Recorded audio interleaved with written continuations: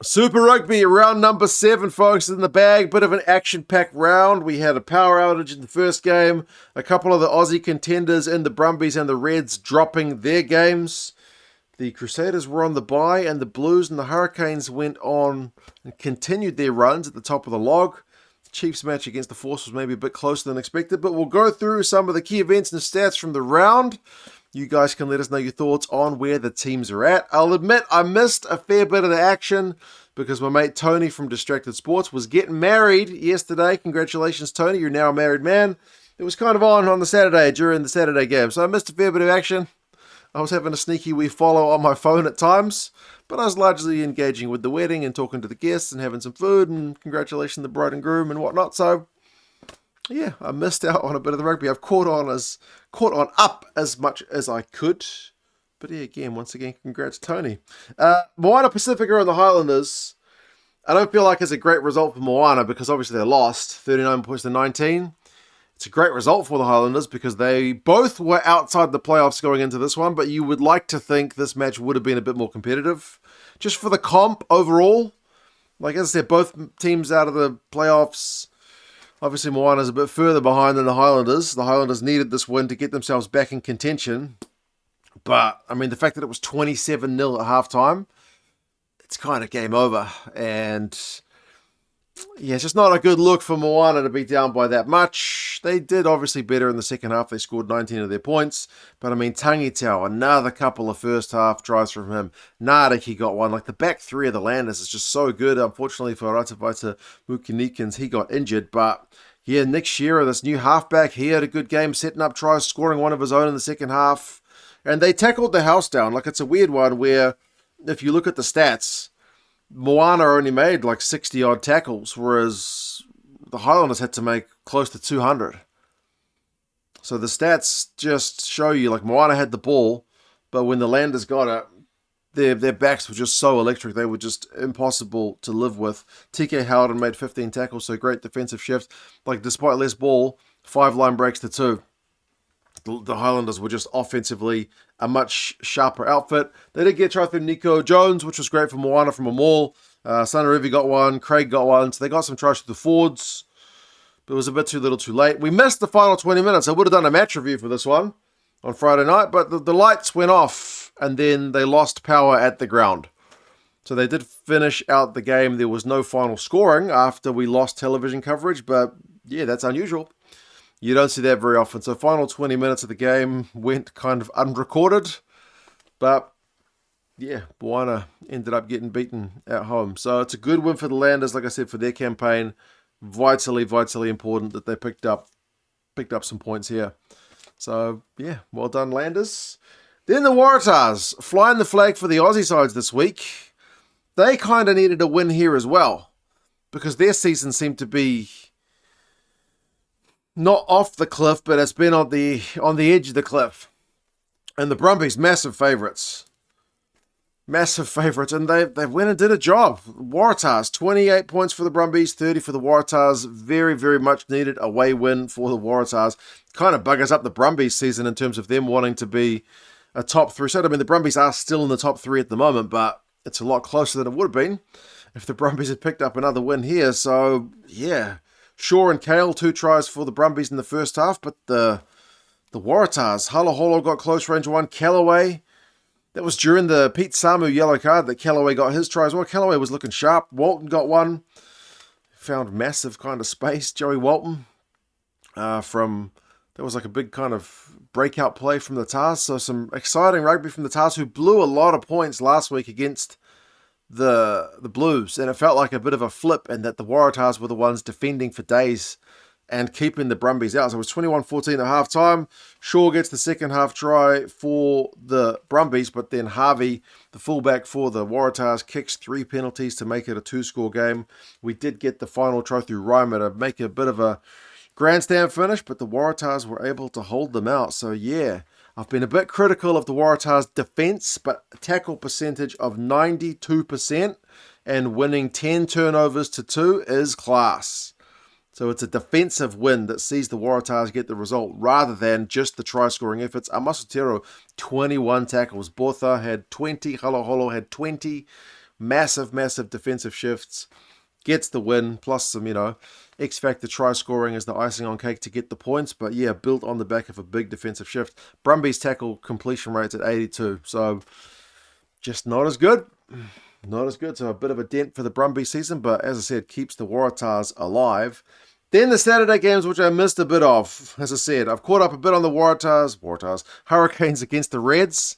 That's a hiding. 52-14. That's a bit of a reality check for the Reds, maybe. And that's another step forward in the Hurricanes campaign, because people keep saying, oh, Hurricanes haven't beaten anybody. Well, they're beating the Reds now, and the Reds were on a 4-match winning run. And they didn't just beat them, they put them to the sword, 52-14. Now, you guys who actually watched the game in full, because I've only seen the highlights, will have to tell me what's going on here, because the Reds have still got some nice numbers. They had the possession, they had the territory. The line breaks is 10-7, so it's a pretty open game.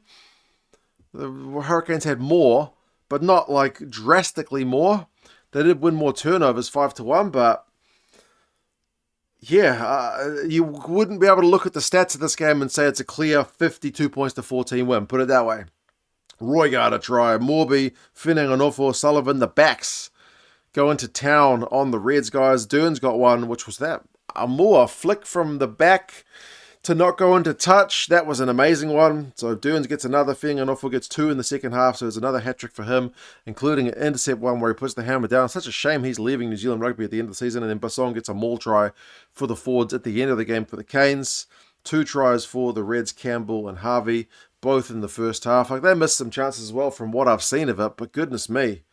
As I said, looking at the stats, it doesn't seem like a 52-14 game, but from what I've seen of it, that Hurricanes backline is still so sexy and dangerous and just lethal.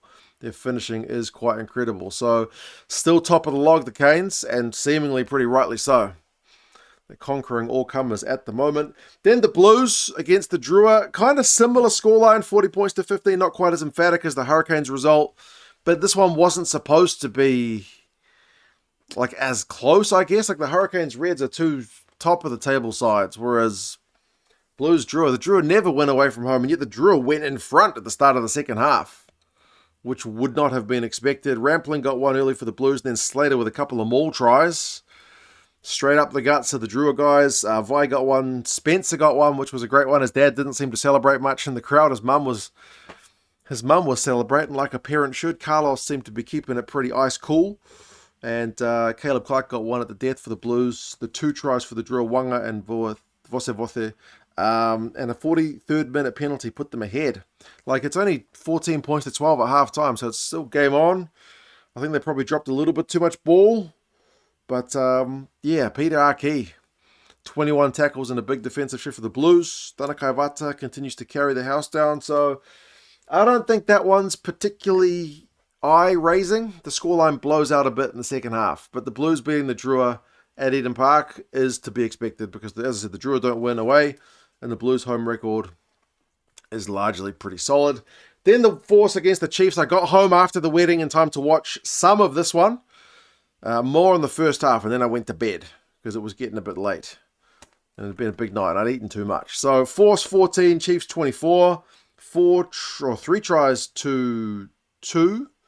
So, not exactly like a massive blowout scoreline. It's a Damian McKenzie penalty with only a few minutes to go that takes it to 2 scores.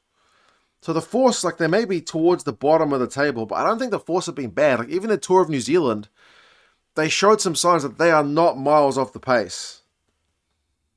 I want them to take it a slight step forward. If they can keep the squad together a bit more during the offseason, I think that'll be a step forward for the Force, because I feel like, I haven't done the stats on it, but I feel like their comings and goings are a bit higher than a lot of the other teams, which doesn't help with cohesion. But yeah, Max Bury gets one, and Jeremy Williams gets one for the Force. So just their 2 tries, but the Williams one evened things up at the start of the second half. Jacobson, Jacob, and Tokiaho get the tries for the Chiefs. And as I mentioned, the DMAC penalty, which is a pressure kick. It wasn't a particularly tough kick, but it was a pressure kick to put it to 2 scores. He slots that one, which is good for him going forward. Quincy Pye continues to win turnovers. He got a couple. This one, the line breaks, like, is nuts. It's 12-3. The Chiefs certainly blew some chances, but both sides' tackle percentages are really nice. 93 and 88. Chiefs with 93. Defensively, pretty solid. The Force probably needed to score when the Chiefs had a yellow card, but they didn't get it done. So that's maybe one of the game-defining moments for that one. We saw a change in commentary team 20 minutes in. Sean Maloney, with the sore throat, had to be subbed out. But yeah, there you go. That's the round that was. Crusaders on the bye. And we've got a lot of teams on the bye next week. Round 8. There's 5 teams on the bye. The Hurricanes, Blues, Highlanders, Brumbies, and Moana are all on the bye. So we've only got 6 teams in action, which only means 3 games. Crusaders, Drua, Chiefs, Waratahs, and Reds, Force. It's an unusual bit of scheduling to see almost half the teams go on the bye. But we'll see how things go in the next round. Things are standing. Your top 3 is the Hurricanes and Blues on 25. The Brumbies 3rd on 20. So they are still in those top 3 spots, the Brumbies. But yeah, that would have been... Like, they would have still been up in contention with the Hurricanes and the Blues if they'd got a win. They would have been at least on 24. Reds, Chiefs, and Crusaders, 4, 5, and 6. And then there's a real battle. Like, the Crusaders are on 14th. The Waratahs in 7th are on 14. And the Highlanders on 8th are on 14. Then there's a bit of a drop to the Drua on 8. And the Force and Moana on 4. But yeah, it could be an interesting race for 6th. I still think the top 5 will probably be a mixture of those 5 teams that are currently there at the moment. The 6th spot could still be up for grabs. You guys let us know your thoughts. Apologies for missing out on some of the games, but as I said, my mate was getting married, so I attended a wedding, and it was fun for all. You guys let us know your thoughts. Are the Hurricanes the real deal? It seems like they are at the moment, but they've still got some interesting games to come. You guys take care, and I'll talk to you guys again soon. See you later.